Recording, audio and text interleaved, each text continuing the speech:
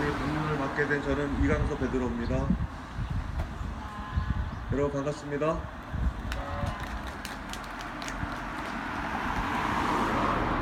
제 강도는 좀 길기로 유명해서 양해를 미리 구하겠습니다. 괜찮죠? 아니요, 안 괜찮아도 그냥 할 겁니다.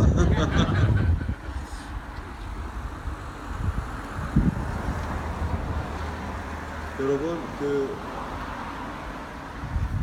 마음속에 품고 있는 뜻을 우리는 의사라고 하죠.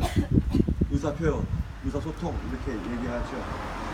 여러분, 마음속에 가지고 있는 의사를 보통 표현하는 방식이 언어예요. 그렇죠? 말하지 않으면 모르잖아요. 말을 해. 왜 말을 못하고 그러냐? 이런 얘기 하잖아요. 그 언어학자들이 고백하는 우리는 말이 되게 중요합니다. 그래서 아이들 혀까지 수술까지 해가면서 외국어 잘 가르치려고 애를 쓰잖아요. 언어를 잘하는 사람은 특권을 가진 사람들이에요. 기득권을 얻을 수가 있습니다. 말을 잘하는 사람들, 저 빼고. 그런데 우리가 의사소통하는 방식이 언어라고 다 믿고 있는데요. 언어는 그 사람 마음속에 품고 있는 의사를 소통하는 형식의 20%밖에는 전달하지 못한다. 나머지 80%는 언어가 아닌 비언어 방식으로 소통한다는 거예요.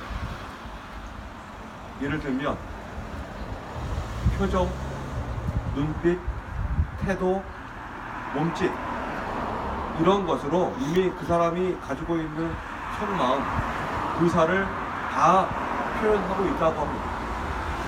말이라고 하는 것은 고작 그 사람이 이미 표현했던 여러 제스처나 비언어 방식의 표현을 특정해주는 마지막 과정이 언어일 뿐이라고 얘기를 합니다. 그래서 말 못하는 언어 장애자 있을 수 있겠죠. 그렇다 하더라도 자기 의사를 표현하는데 어려움을 겪지 않는다고 합니다. 이해가 되시죠? 말 못하는 아이들도 자기 의사 표현 다 한다는 얘기예요. 우리 그거 다 알아듣고 있고 그런 방식으로 이미 80% 비언어 영역에서 우리는 이미 소통하고 있다.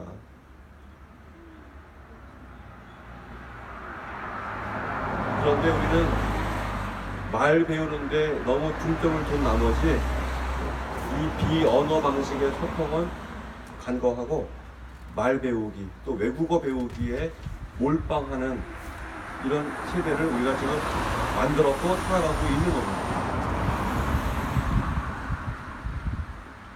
여기 강정에 오시면요, 또 제주에 오시면 육지에서 보지 못했던 것 중에 여러 가지가 있는데요. 그 중에 하나가 마을마다 EM이라고 하는 EM 활성액을 만들어 놓고 누구나 EM을 가져다 쓸 수 있도록 해놓은 곳 혹시 아시는 분 계세요? 광음미 선생님 오래 사셨으니까 아시죠? 예, 마을마다 있어요. 마을마다 있어요. 우리나라의 EM을 전파하게 된 최초의 발상지는 강정마을에서 제일 가까운 마을, 바로 도순에서 시작한 겁니다. 지금도 거기 EM 환경센터가 있어요. 거기 교육도 하고 있고.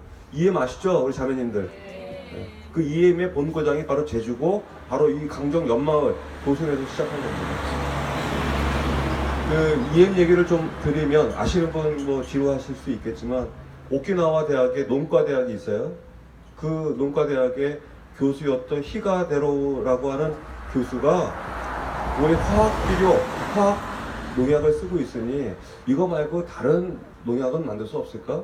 식물을 성장하는데 도움을 줄 수 있는 전통 방식의 뭔가는 만들 수 있을 것 같아. 이런 구상을 갖게 되면서 착안한 것은 우리 막걸리를 만들거나 김치를 만들거나 또 유산균, 요구르트를 만드는 이런 발효균들이 있으니까 이 발효균들을 조합을 하면 식물이 성장하는 데 도움이 되지 않을까라고 생각을 해서 실험을 했는데 86년 EM이 이제 개발돼서 등록을 했는데 그 전까지 10년 동안 실패만 했다는 거예요. 실험실에서 실패해서 계속 갖다 버렸어. 갖다 버렸는데 갖다 버린 장소가 일정했던 거예요. 근데 그 갖다 버린 장소에 우리가 얘기하는 그 자풀 이게 다른 데보다 2배 이상 큰 거예요. 왜 이게 컸지? 생각해보니까 거기다 갖다 버렸던 거야. 그 실패한 실험물을. 그래서 그 실패한 실험물을 다시 재조사하면서 이분은 광합성 미생물, 그 다음에 유산균, 효모균 이 세 개를 중심으로 한 80개의 미생물들이 조합이 되면 그 식물 성장에 큰 도움이 된다고 하는 사실을 이제 논문을 써서 확증하게 됩니다. 우리가 쓰고 있는 이미 그 피가대로 농과대학 교수의 고민의 산문입니다. 많이 쓰시잖아요, 여러분. 그죠? 집에서 만들기도 하시고. 그분은 농과대학 교수였기 때문에 세균학에 대해서는 문외한이었어요.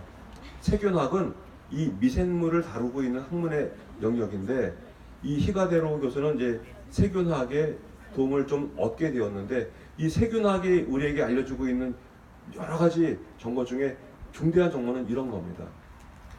우리 몸에 세포가 있잖아요. 세포는 뭐 어마어마한 헤아릴 수 없을 정도의 세포가 우리 몸을 이루고 있는데 이 세포보다 더 많은 것이 우리 몸을 차지하고 있는 것, 미생물이에요.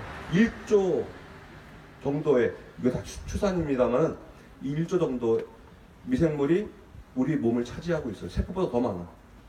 그리고 공기, 물, 할 것도 없이 사실은 우리는 숨을 쉬면서 이렇게 공기를 마시고 우리 이산화탄소, 산소를 흡입하고 있다고 생각하지만 이 공기에 함유되는 산소와 이산화탄소 못지않게 더 많은 것이 사실 미생물이라고 하죠.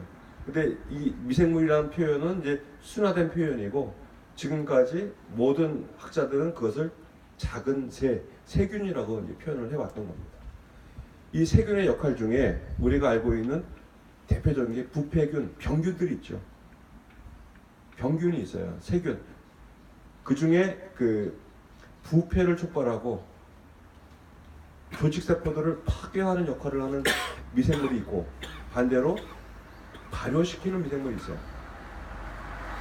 우리가 알고 있는 모든 생물체는 부패 붕괴되거나 발효 붕괴됩니다. 그냥 저절로 붕괴되는 것이 아니라 발효 과정을 겪거나 또는 부패 과정을 겪으면서 붕괴됩니다. 그러면 붕괴시키는 세균과 발효시키는 세균이 있는데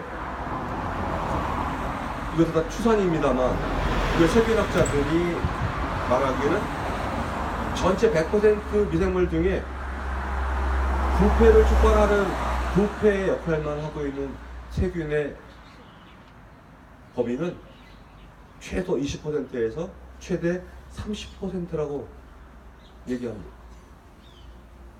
실제로 모든 세균들이 부패를 촉발하고 뭐 우리가 알고 있는 대장균 뭐 등등 여러 가지 균은 사실상 전체 미생물 분의 30% 최대 30%라고 합니다. 또 반대로 김치, 요구르트, 막걸리 이렇게 발효를 하는 것은 또 함께 30%의 발효균, 유익한 균이 있다는 거예요. 그 부패를 유발하는 30%의 부패균하고 발효를 유발하는 30%의 균이 경합하는 형국이 미생물의 세계라고 얘기합니다. 다행인 것은 부패균보다 발효균이 우선이라고 합니다. 일단 발효된 상태에서는 부패하잖아요. 여러분 김치가 쉬어 터져서 못 먹지 썩어서 못 먹진 않잖아요. 그렇죠? 발효된 김치는 부패하지 않아요. 그러니까 발효가 이미 발효균들이 장악한 곳에는 부패균들이 진입할 수가 없어. 그런데 이제 자연 상태에서는 거의 그런 일이 없지만 부패된 상황에서 부패균들이 장악하는 곳에 발효균들을 만약에 투입을 하면 부패가 정지한대요. 그 부패균들이 죽는 게 아니에요. 그 활동을 못해. 우성인 발효균이 이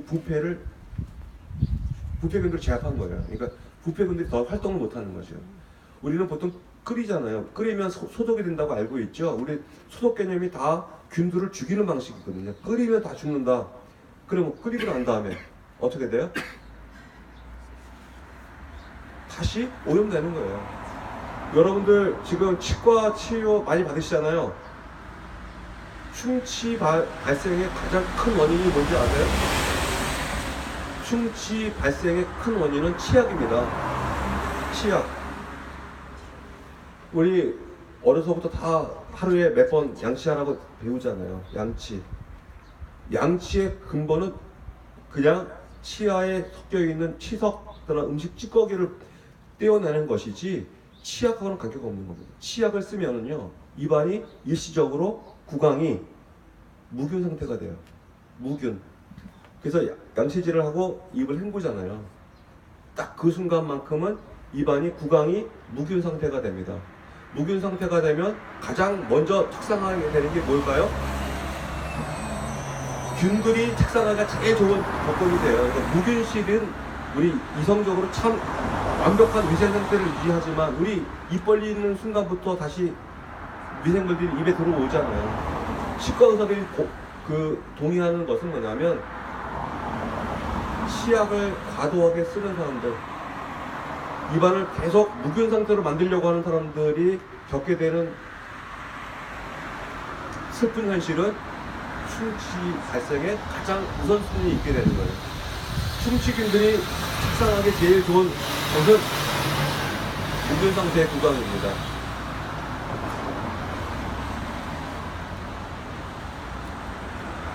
그냥 칫솔질을 하는 것하고 치약을 과도하게 쓰는 것하고 큰 차이가 있다는 얘기예요. 어쨌든 제가 말씀드리려고 하는 요지는 부패균하고 발효균이 있는데 그 나머지는 뭐야? 나머지는 중간자입니다. 중간자. 아무 역할을 하지 않아요.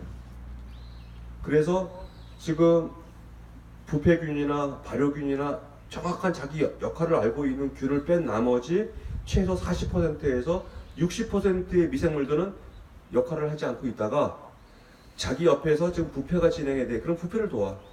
또는 발효가 진행이 되면 발효를 도와요. 잠자고 있는 균들이에요. 잠자고 있는 균.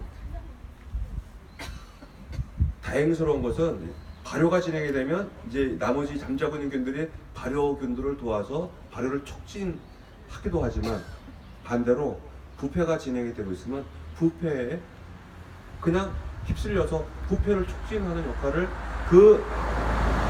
아무 역할을 가지고 있지 않은 40%에서 60%의 미생물들이 그 역할을 한다. 저는 이 얘기를 들으면서 약간 소름이 돋았습니다. 우리 인간 사회는 안 그럴까? 인간 사회는 안 그럴까요? 아마 되묻게 되는 겁니다. 1789년도에 프랑스에 혁명이 있었습니다. 그 혁명의 덕택으로 우리는 공화제라고 하는 것, 그리고 인간은 평등하다는 것, 그리고 인간은 존엄하다는 것. 우리는 태어날 때 금띠 두르고 태어난 사람 없어. 우리 똑같이 존엄한 사람으로 태어났다는 것을 상식으로 만들었어요. 그런데 이 상식은 조져놓은 상식이 아닌 거예요. 피를 흘리고 모든 사람은 존엄하다고 외쳤던 가난한 그리고 짓밟혔던 백성들이 목소리를 높이고 목숨을 걸고 왕정의 기득권을 가지고 있는 사람들하고 싸워서 쟁취했던 거잖아요. 우리가 상식으로 여기고 있던 것은 200년 전, 또 250년 전에는 상식이 아니었던 사실을 아주 평범한 백성들, 그 중에 30% 깨어있는 사람들이 이걸 쟁취해낸 거잖아요. 우리는 그 혜택을 누리고 있죠. 우리는 사실 어떤 면에서 무임승차하고 있는 거 아니겠습니까? 얼마 전 10월 우리 촛불혁명을 기억하는 집회를 지난 토요일 날 했었죠.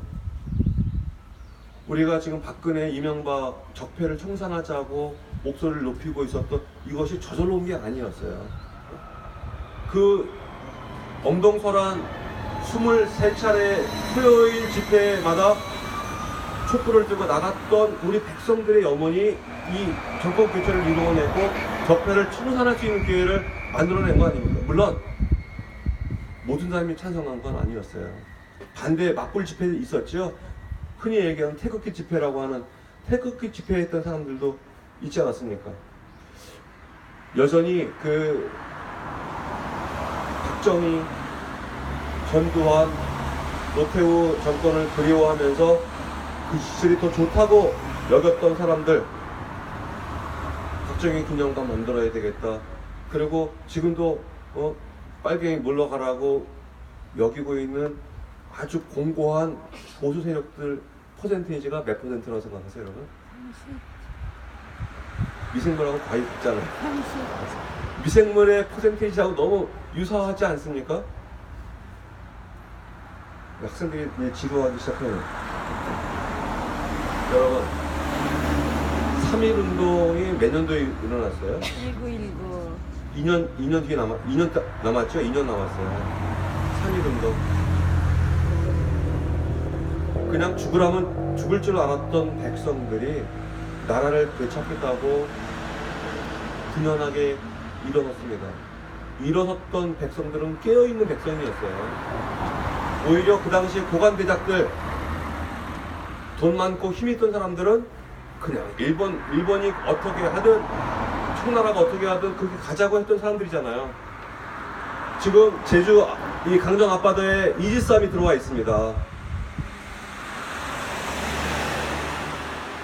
여기 10년 전에 강정 해군기지를 건설하겠다고 했을 때 해군 담당자, 해군 참모총장, 그리고 정부에서는 이 해군기지에 미국이 들어오지 않겠냐. 지금 소판 협정에 의하면 미국이 6회 공군이 대한민국 기지를 사용하는데 허락을 받지 않아도 됩니다. 그냥 우리 쓸게 하면 그냥 되는 거예요. 좀 어렵겠는데요. 오지 않았으면 좋겠는데요. 우리 한국 군이 거부 의사를 밝힐 수가 없어요. 그래서 군산이든 대구든 미국 공군이 그 기지를 이용하는 데는 사전 허가를 전혀 받지 않아도 통보만 하면 되는 겁니다. 여기 해군기지도 마찬가지예요. 사전에 내가 들어가도 되는지 어떤지 묻지 않고 우리 들어간다 얘기하고 들어오면 되는 겁니다. 그래서 신문이나 언론사에서도 이 이지스함이 들어오고 나서야 들어왔네? 라고 보도한 거예요.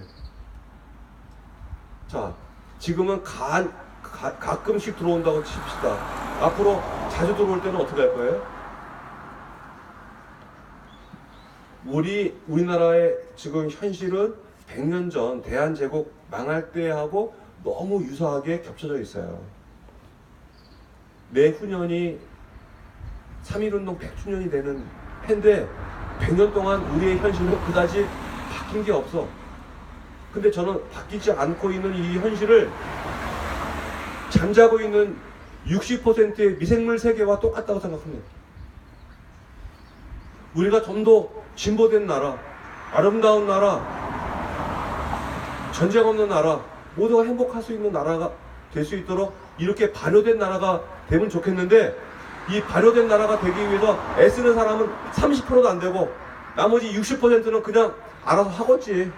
우리가 나중에 그 혜택 보면 되지 라고 하면서 그저 가만히 있는, 심지어는 부패 세력들이, 부패 미생물들이 활동하고 있는데 우리는 가만히 있는 것을 통해서 부패를 일조하고 부패에 동조하고 있는 이런 세월을 100년 가까이 지내온 것은 아닌가, 이런 생각을 하게 됩니다.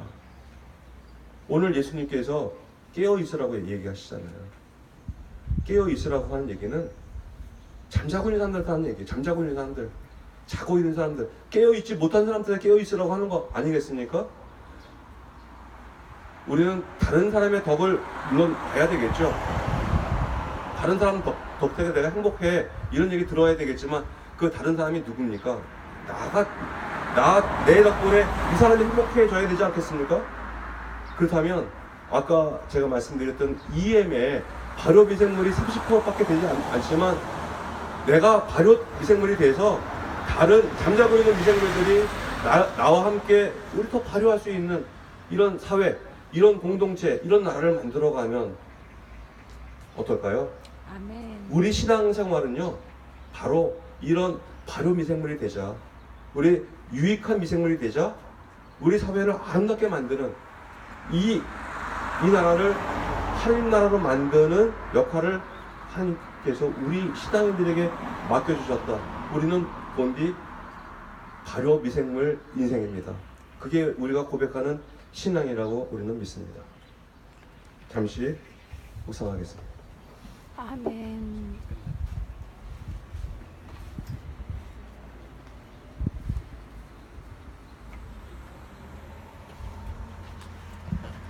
봉헌성가 216번 십자가에 재현되신 함께 부르시겠습니다. 216번입니다.